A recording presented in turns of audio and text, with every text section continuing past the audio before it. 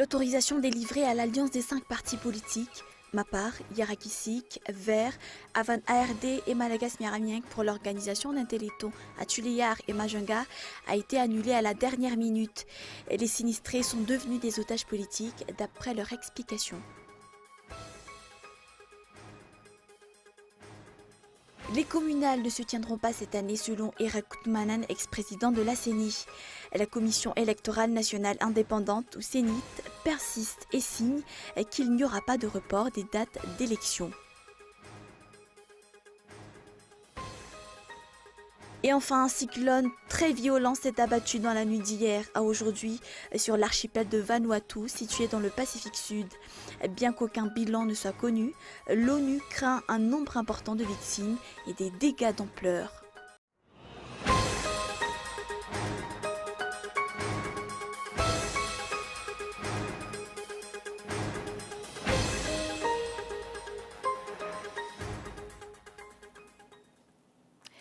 Bonsoir à tous et bienvenue dans ce journal. L'autorisation délivrée à l'Alliance des 5 partis politiques, Mapar, Yarakisik, Vert, Avan ARD et Malagas Miaramieng pour l'organisation d'un téléthon à Tuléar et Majunga a été annulée à la dernière minute. Et les autorités locales auraient reçu des directives de l'autorité centrale. Et les sinistrés sont devenus des otages politiques d'après leur explication. Les dons et les aides humanitaires sont devenus des moyens infaillibles pour les récupérations politiques. L'opinion publique estime que l'État s'en sert pour redorer l'image du régime Razon-Armapian. La réalité semble justifier ce fait. L'autorisation délivrée au nom de l'Alliance des 5 partis politiques, Mapar, Yarakisik, Vert, Havana ART et Malagas Miaramieng, a été annulée à la dernière minute.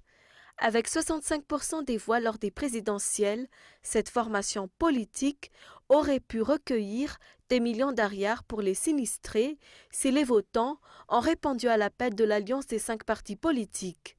La décision prise par l'État est une forme de dénigrement d'après le communiqué de l'Alliance des 5 partis politiques. Les téléthons organisés par l'Alliance des 5 partis politiques auraient dû se tenir dans les grandes villes de Madagascar.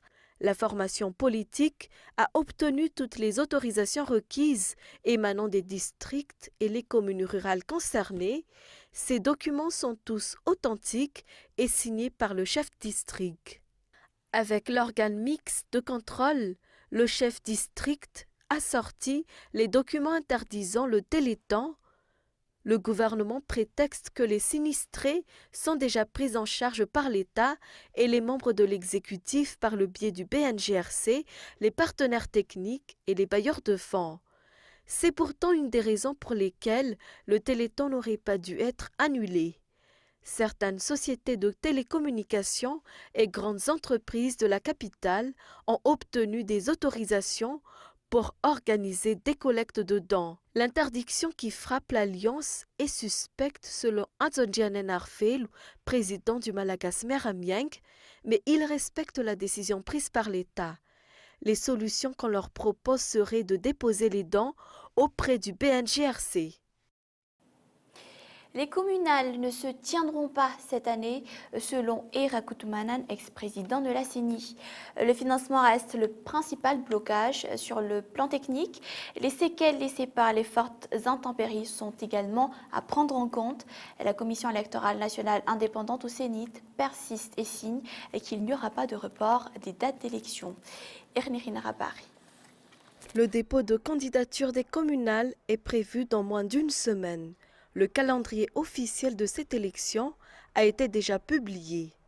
À part l'existence d'un vide juridique, le volet technique pose aussi un problème.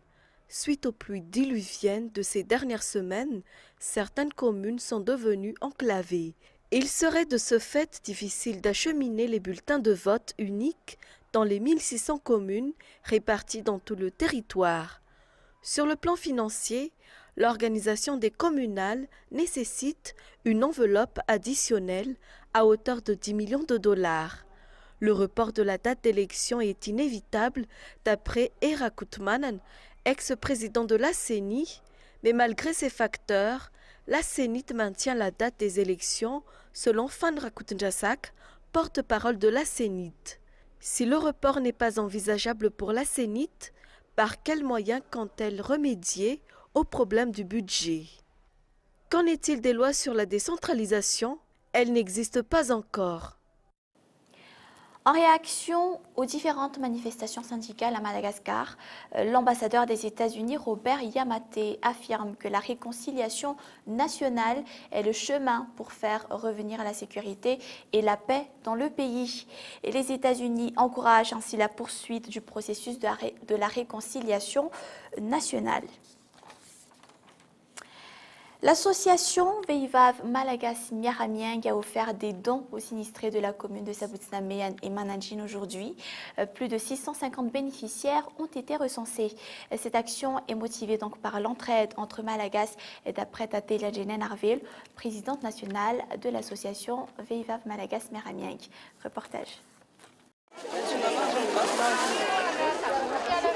Près de 586 sinistrés des 10 Fouktans de Sabutsnamean ont reçu des dons de l'association Veivav Malagas Miaramieng aujourd'hui. Des produits de première nécessité tels que riz, savon, bougies, allumettes et d'autres ont été distribués. Les sinistrés ont également bénéficié de consultations médicales gratuites et dons de médicaments. De telles actions devront être pérennes d'après Rasoulman Jean-Paul, habitant de la commune de Sabutsnamean. Dans la commune de Mananjin, 75 personnes dont les maisons se sont effondrées n'étaient pas en reste. En tout, 215 personnes ont bénéficié de consultations gratuites et de dons médicaments. Pour ces deux communes rurales, la montée des eaux a détruit la totalité de la production agricole. Les aides humanitaires ne devront pas attendre les financements extérieurs, d'après Tatelia Jenen Arvil, présidente nationale de l'association Veivav Malagas Miaramieng. Leurs actions se poursuivront dans d'autres communes. À part les aides humanitaires destinées aux sinistrés, les actions se focalisent sur l'appui des parents d'élèves pour alléger les coûts de la rentrée scolaire et des agriculteurs pendant la période de soudure. Dans l'actualité aussi, la semaine de la francophonie s'est ouverte ce jour au ministère des Affaires étrangères. Les francophones sont actuellement au nombre de 272 millions dans le monde entier, regroupés dans 81 pays. Différentes manifestations culturelles s'enchaîneront dans la capitale, au ministère des Affaires étrangères, à l'Alliance française d'Indavamab, au bureau de l'Organisation internationale de la francophonie ou encore à l'Institut français de Madagascar, à Nalakeli. Une grande marche de solidarité sera organisée demain pour commencer les événements. Et cette célébration sera aussi marquée par l'arrivée du président de l'Organisation internationale de la francophonie à Madagascar qui va accueillir le 16e sommet de la francophonie en 2016. Écoutez les explications. Tourner vers la modernité. Donc nous allons dans cette dynamique-là jusqu'au sommet de Madagascar en 2016 pour porter cette vision de Madame Jean.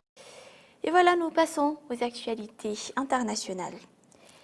Bien qu'il soit encore trop tôt pour en être sûr, les premières informations indiquent que cette catastrophe naturelle, le cyclone tropical Pam, pourrait être l'une des pires dans l'histoire du Pacifique, indique le dirigeant de l'UNICEF Nouvelle-Zélande dans un communiqué.